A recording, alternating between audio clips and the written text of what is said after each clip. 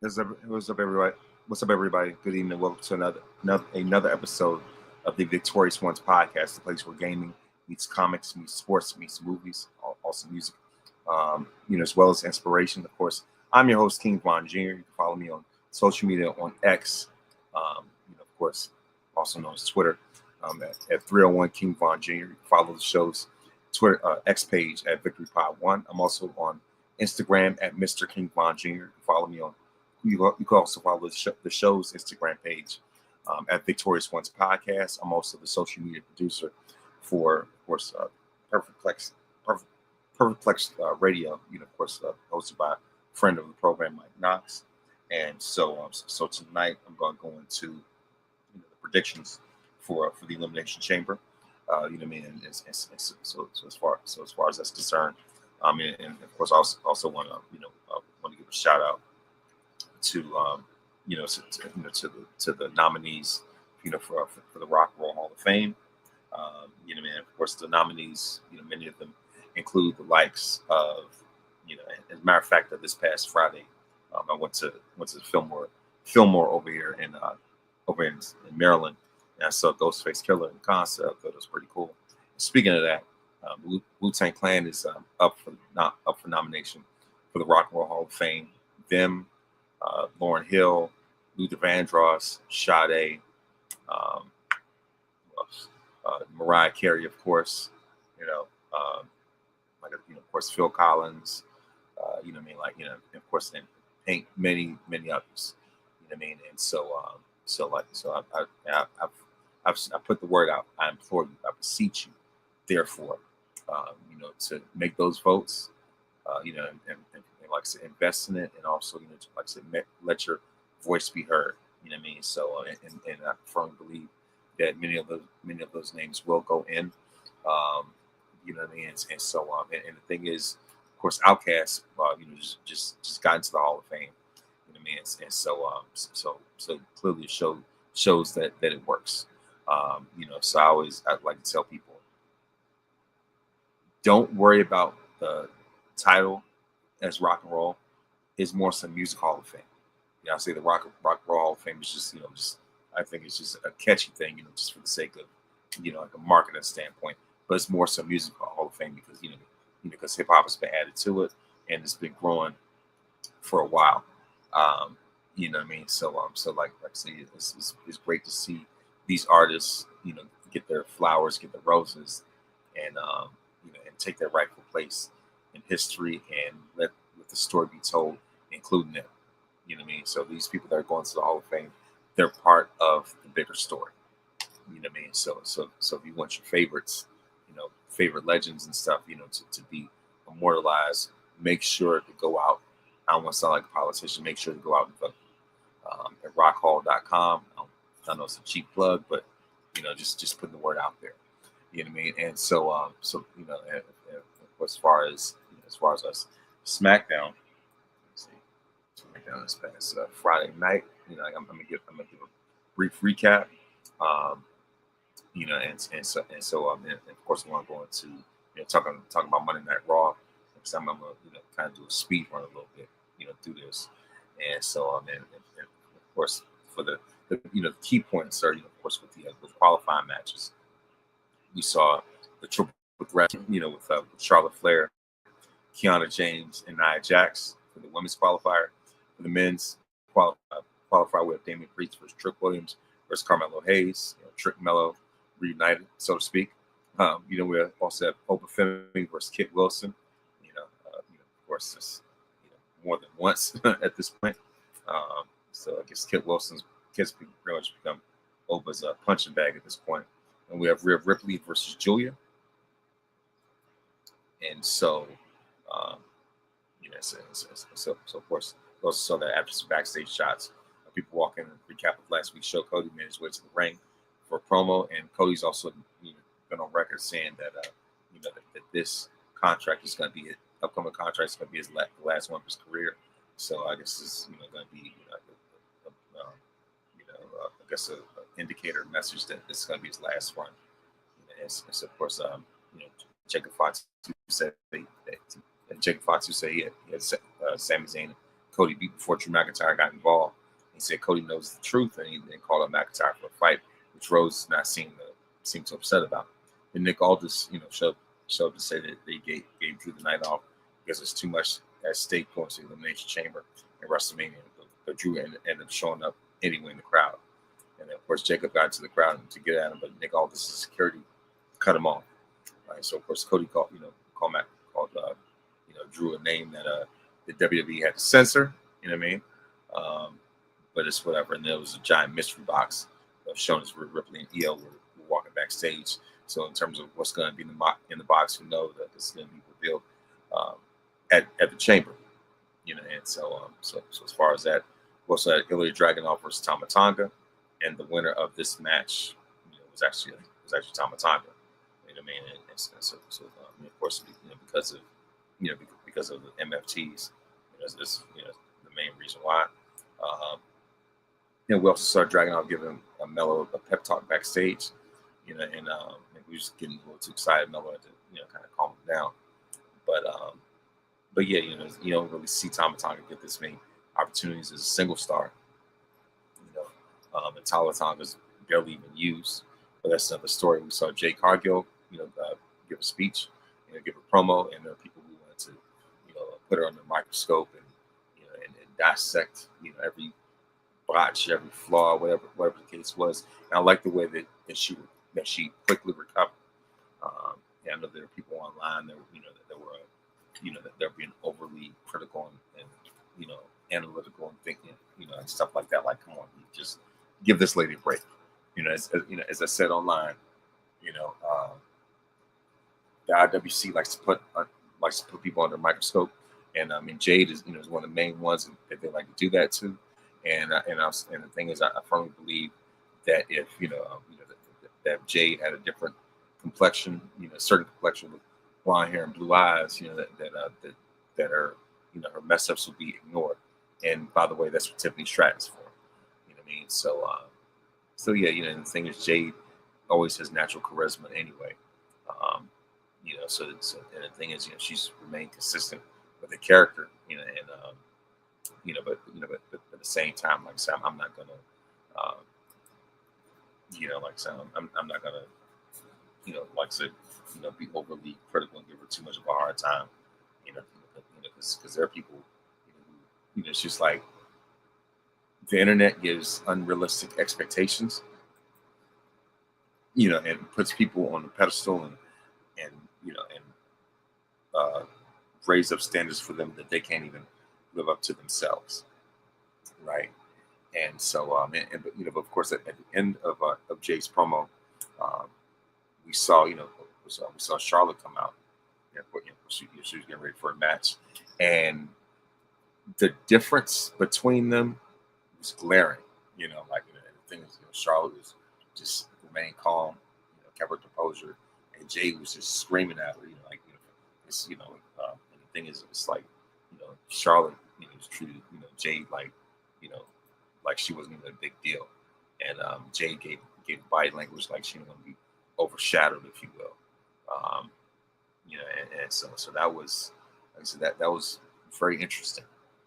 I was like, oh man, and so of course we was transition going to Charlotte versus Kiana James versus Nia Jax, and of course there was a exchange between Charlotte and Nia, and of course the more things change, the more they stay the same, and even in the midst of that, it's like Kiana James ends up scoring a major, phenomenal upset, and the thing is, of course, Kiana ended up winning by pinning Charlotte, while Charlotte had Nia in the figure four. It was a very surprising outcome. It was nice to see Kiana get an opportunity like this coming from NXT to the main roster. And of course, one of the big takeaways are that they didn't have Alexa Bliss, Julia, and Lash Legend at ringside. And of course that helped keep the focus on the in-ring action. And so as far as that, and also there was a Spanish fly from from Charlotte, to Kiana. And of course, Kiana was slow to get up, but she looked pretty good, once it happened. And we, like I said, we saw the exchange between Charlotte and Nia, and they looked like they tried to recreate that shoot fight. You know, what I mean? And of course, Charlotte don't want, no problems with Nia like that. She definitely doesn't want to go, blow to blow as far as hands with Nia. She lose every time. So of course we had, Kid Wilson versus Obafemi. You know what I mean? And of course the winner of that match is Obafemi. It was pretty quick squash. But whatever. We had Tiffany versus Alpha Fire. Of course, Tippy Time won. Much to the dismay of Chelsea Green. So as far as that's concerned, but yeah, like I said, of course, the winner, for the women's qualifiers, Kiana James, and the winner for the men's qualifier is none other than Trick Williams. And of course, shout out to Trick for making the media rounds by being on ESPN First Take. I thought it was pretty cool. And of course, it clearly shows that Trick has aura. He has star power. You know what I mean? And he's someone who someone that you really need to keep a very sharp eye on. And so his ceiling is all the way up here. So as far as that's concerned, right. Anyway, so yeah, like I said, as far as that, now on the Monday Night Raw side, the big highlight for Monday was a huge AJ Styles tribute all throughout the night. So congratulations are in order for the phenomenal AJ Styles for of course for being announced as the next member of the WWE Hall of Fame Clash of 2026. He joined Stephanie McMahon so far as his first two inductees. And more than likely he may be the headliner unless they call for Cena to do so. But yeah, of course Undertaker was the one who delivered the message of it. But before that, AJ, of course, acknowledge the fans. Thank the fans, for a phenomenal, excuse expression, no pun intended, career. A remarkable career. AJ Styles, has like his resume speaks for itself all across the board from TNA, New Japan, and ultimately finally in WWE. And it was definitely a full circle, career for him to start at the Royal Rumble and then end his career at the Royal Rumble 10 years later. So I think that was a very storybook ending, and and so for him to be a Grand Slam champion and accomplish all the things that he's accomplished, and for him to be, essentially the face that runs the place, if you will, like I say, when he's rapping WWE as feud with Cena, and that's because AJ was the face that ran the place at TNA. If I were to compare AJ Styles' career to an athlete, I would say if I were to compare him to, it gives off Reggie Jackson, right? I say it all the time. TNA was the Oakland A's, WWE, the New York Yankees. Reggie carried pretty heavy weight in Oakland. He won 3 straight World Series, but they weren't the biggest market. Reggie takes his talents. Of course, in between that time, he spent a year with the Orioles, but ultimately ended up taking his talents to the big time, to the Yankees. On prime time, where everybody can truly see him shine as Mr. October, and he wins back-to-back World Series, wins another World Series MVP. Shows how much of a clutch performer that he was. High pressure moments and in big games and things like that. You could make an argument of Reggie Jackson almost being Shawn Michaels, pretty much. I guess you could say Mr. October, Mr. WrestleMania, but I digress.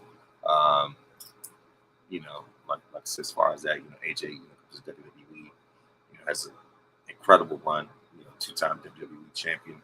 Of course, been the Intercontinental Champion, U.S. Champ, Tag Team Champion, all those things, and so yeah, like I said, it's and WWE is his New York Yankees, or you could even say someone like a Julius Erving, a guy who carried the league on his back, even though it's a smaller stage like the ABA, TNA, so on and so forth. And then of course, never misses a beat. Like I said, Doc, never missed a beat. He went to the 76ers, carried that, star power over. His popularity, you can even say, went up even more, because he had more eyes. There were more eyes on him, to see his greatness. He builds another Hall of Fame career. Becomes MVP, wins a championship. Spends 11 great years with that team, gets his number retired, all those things. And so, same with AJ in terms of going to WWE. Like I said, and for everyone else, for a larger audience, to see what he can do. Even with the Dr. J comparison, he can use that with old boy Flair. Well, pretty much. Well, Flair's a different story, but kind of similar. But other than that, it's like I said, when it comes to AJ, he's a legendary figure. And when it comes to in-ring performers, you can make a case and say that he's on the same floor as the likes of your Kurt Angles, your Bret Harts, and Shawn Michaels. I feel like they have, more executive suites or offices, but you can put AJ, make a case for him to be on the same floor as them, particularly especially from a pure in-ring standpoint. Absolutely. Yeah, like I said, AJ's, danced with Kurt anyway, and so and of course, the two other great fantasy matchups would be between him and Bret, as well as him and Shawn. Those matches those are money. Those would feed families, basically. So yeah, and of course, and we see that the Undertaker has pretty much become like the guy that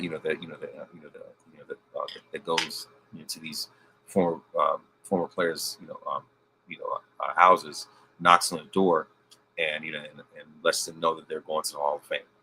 Undertaker's become that guy now when it comes to WWE. He's the equivalent of pretty much the WWE's version of Santa, a Hall of Fame Santa, basically.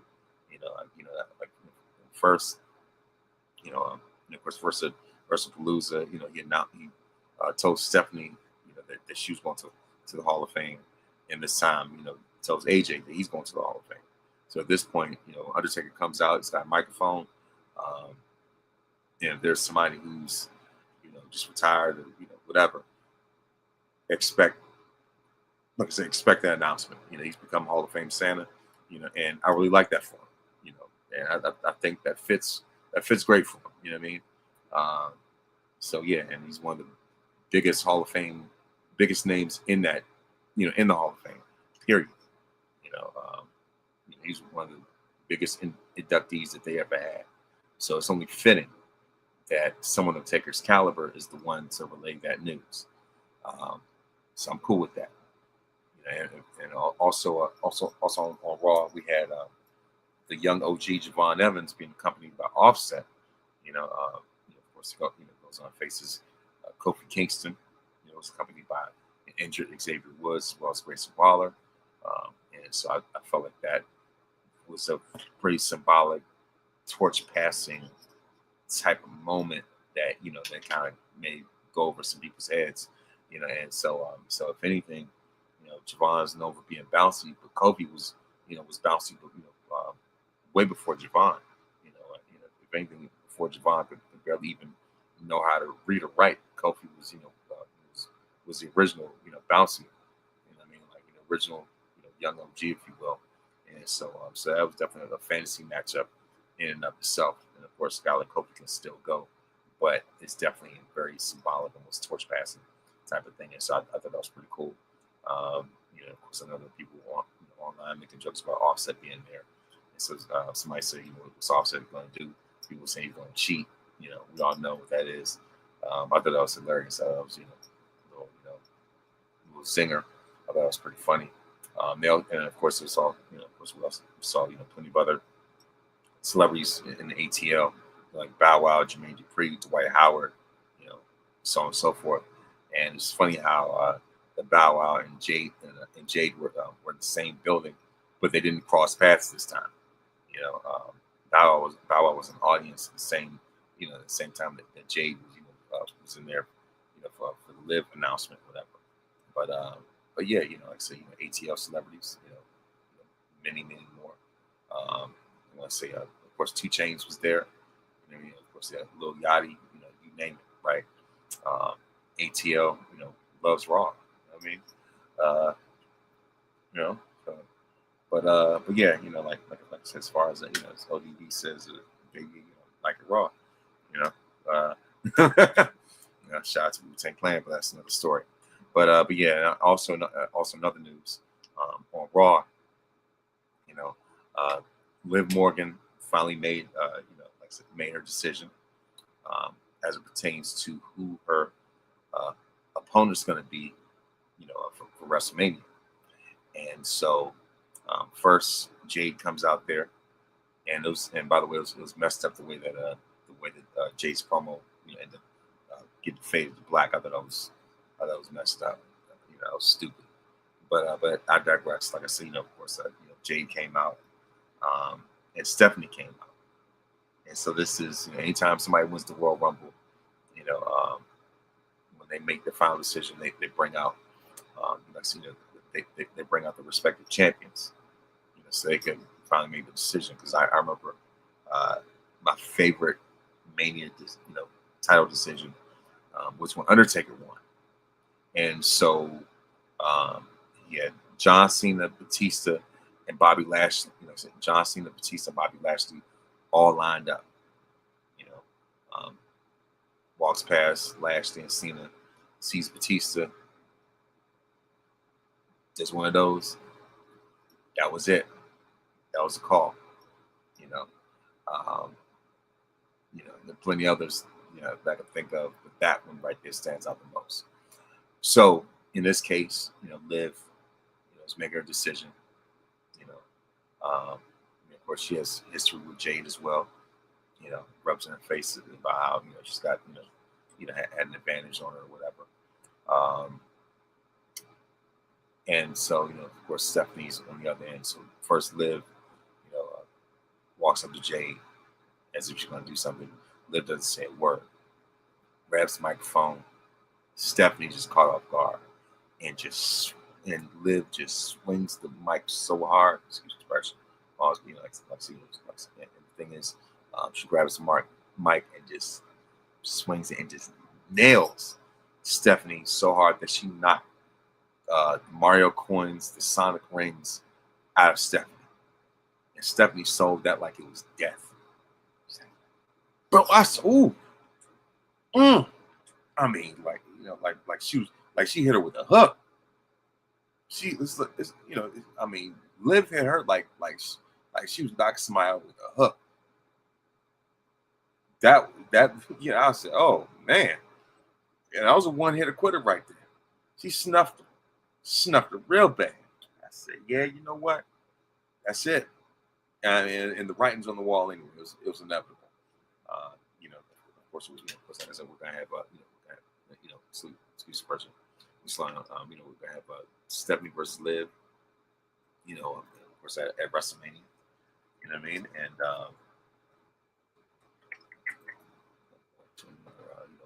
was another qualifying match. And outside that, of course, the Vision losing another member at this point. The Vision has gone blind because Bronson Reed has been bit by the injury bug. As it pertains to his Elimination Chamber qualifying match. So it was between Jey Uso, the original El Grande Americano, aka Chad Gable. We already know, and Bronson Reed. So there was a point Bronson gets injured, and so Jey Uso ends up winning. So he's now qualify for the chamber, and then for the, of course it's just like that team is snake bitten. So the only ones that are standing are Logan Paul and Austin Theory. So it looks like they're going to have to go into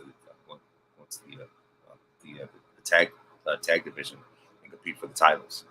Uh, and so we also have Elimination Chamber qualifying match for the women. Io Sky, Kairi Sane versus Raquel Rodriguez. The winner of this match is none other than Raquel. So we can't get no Io versus Asuka. Unfortunately, in the chamber. But at the same time, Io's tag partner Rhea is qualified. And we have Maxine Dupree versus Natty. Natty destroyed Maxine. I mean, crushed her. I was like, oh my gosh. So Maxine was knocked out unconscious. I was like, oh my goodness. And I couldn't even believe it. But I would backtrack further than that so that Gunther interrupted Corey Graves and Michael Cole at the top of the show. Taking exception to AJ Styles' tribute. Gunther's the career killer. You know what I mean? And but other than that, if anything, he's one of the last real heels on TV. He's unafraid of getting heat. He embraces it. So that's why we know long term he was the right guy. To retire Cena. Because he can handle that. He's a throwback. You know what I mean? So that's what it is. It's fearless. I look forward to to the time that that he possibly puts Brock out. If not him, then Oba. But I certainly once Jericho eventually makes his return, Gunther's got to put that fool down. He's got to put that fool down. Longest right now is he champion versus the guy who's won it the most. The ring general's got to put him down like old yellow. But that's another story for another day. Like I said, for the men's elimination chamber, like I said, Bronson Reed got injured. We saw they suffered a wrist or forearm injury, take him out of the contest and required medical attention. So we saw that Jay, of course, uncorked the spear and delivered a Uso splash to pick up the win to get cash in his ticket to go to Chicago. So of course Jay's part of the chamber, and of course Liv made a decision. I thought that was she blasted her, and then of course so after Liv knocked out Stephanie, that's when Jay decided to make her exit, let them handle it, and so of course Liv nailed Stephanie with the with Oblivion. I guess that may be a sign of things to come for Mania. And it's amazing how that one translation made Liv cry. Still can't get over that. Like I said, Maxine Dupree versus Natty. Natty won by way of referee stoppage. Brock Lesnar made his return. A lot of people were wondering why. What purpose does Brock Lesnar serve in 2026? Not much, other than have a very subtle retirement tour, farewell tour. It's not going to be like a John Cena fanfare because Lesnar does. Come on now, imagine a Brock Lesnar victory lap retirement tour. They ain't doing that. They ain't rolling the red carpet out for this dude. I know some people would rather have an arrest warrant rolled out for him. They'd rather have the police rolled out for him. You know what I mean? Not like the police, ban. People making jokes about it. I don't think that Sting and Stuart Copeland are going to be, I think their best shoes behind them, so you have to worry about that. Another story, but like I said, people would rather see Brock rolled out in handcuffs instead of a red carpet rolled out for him. But I digress. But yeah, of course, for the first time since unceremonious elimination from the Rumble, Brock Lesnar got to the ring and sit alongside his advocate Paul Heyman. They reunited, and Heyman claimed WrestleMania has 3 main events, with one of them previously being the Undertaker's undefeated streak, which of course Lesnar famously broke. He said the Heyman now belongs to the man who ended Taker's historic run, as I mentioned just now, the Beast incarnate Brock Lesnar. And of course, Heyman introduced Brock Lesnar's WrestleMania Open Challenge and said no one dared to accept it. And so he had no spoiler prediction to give them before tossing Mike to the ground and making his exit with, with his, with his client, Beast. Definitely grade A. I kind of wish, part of me was expecting the open Femi or LA Knights instead of talking to LA Knight being Brock's punching bag, but I do not want to see that.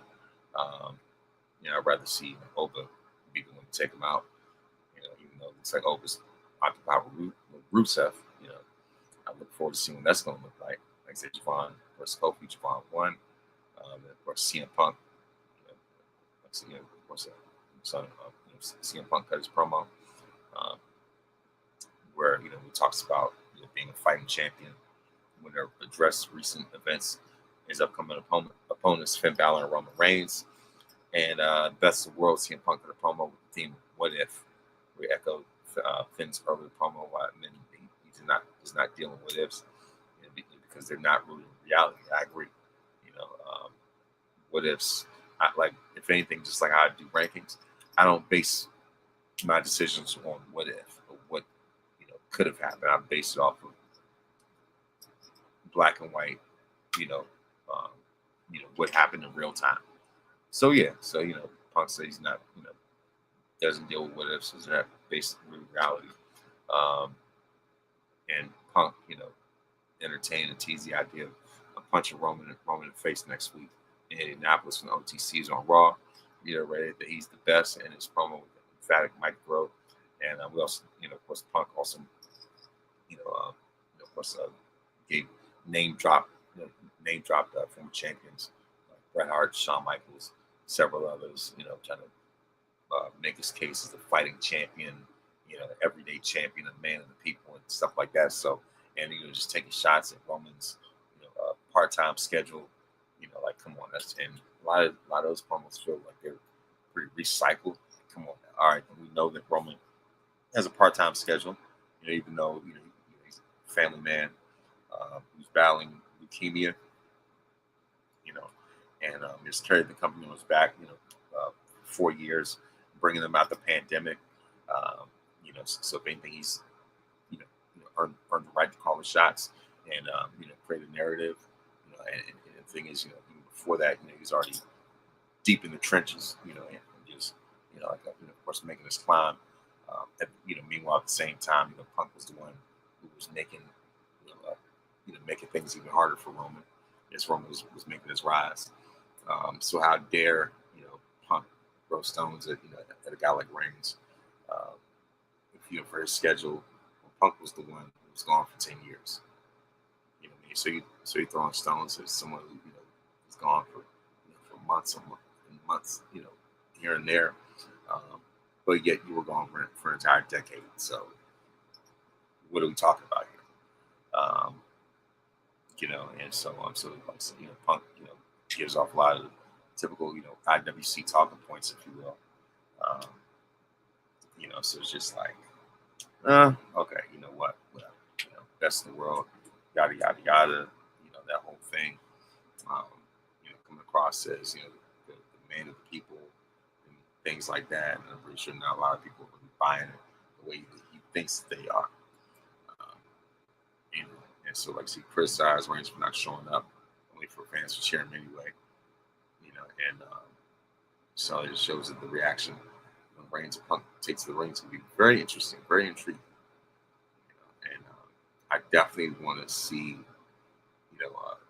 Roman come out, with the piano entrance, like he did at WrestleMania 39. I was like, that's some real final boss material right there, Tribal Chief material, in and of itself. And so, so as far as that, I'm not really that concerned about Punk on the Mania. I think he's going to get the W over Finn Balor, and if anything, that could spill over from Finn versus Punk to eventually Finn versus Dom. Because if anything, somebody needs to take the IC title off of Dirty Dom because he's doing nothing with it. And so now as far as, and also, on NXT, so that Jada Parker made her return. Of course, getting revenge on Blake Monroe. And I also saw that Jada's got a new look. I noticed, to me, noticed that she's cut her hair short. It's like, oh, okay, all right, whatever. Um, and so yeah, and of course, Miles Bourne is the new NXT North American champion. As defeated All Ego or All Entitlement Ego Page.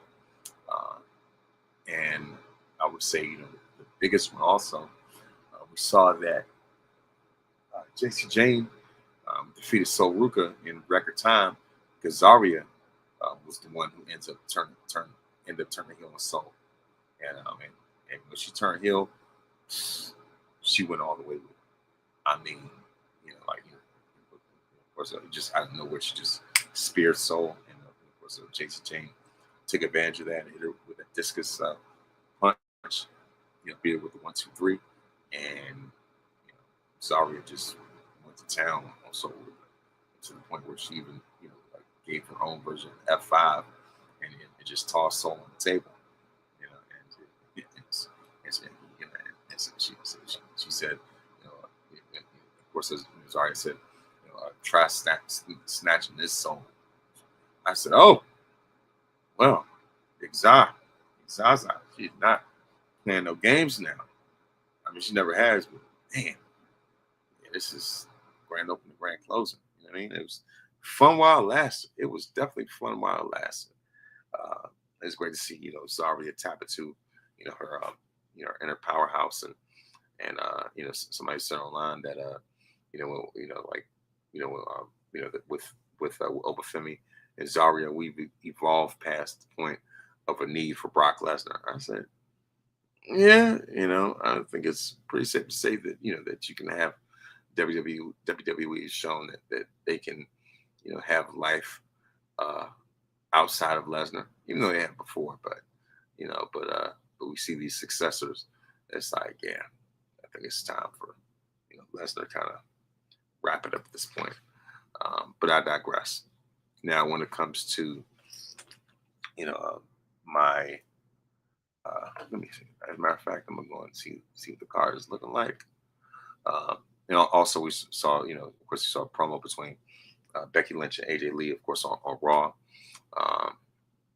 And it's like the buildup is just like not all there. And of course, AJ, shows that she's definitely, out of her element, after being gone for so long. And so it's just like, and of course, they're gonna face each other for the women's Intercontinental Championship. I got Becky winning. She's got to get a W over AJ eventually. You know what I mean?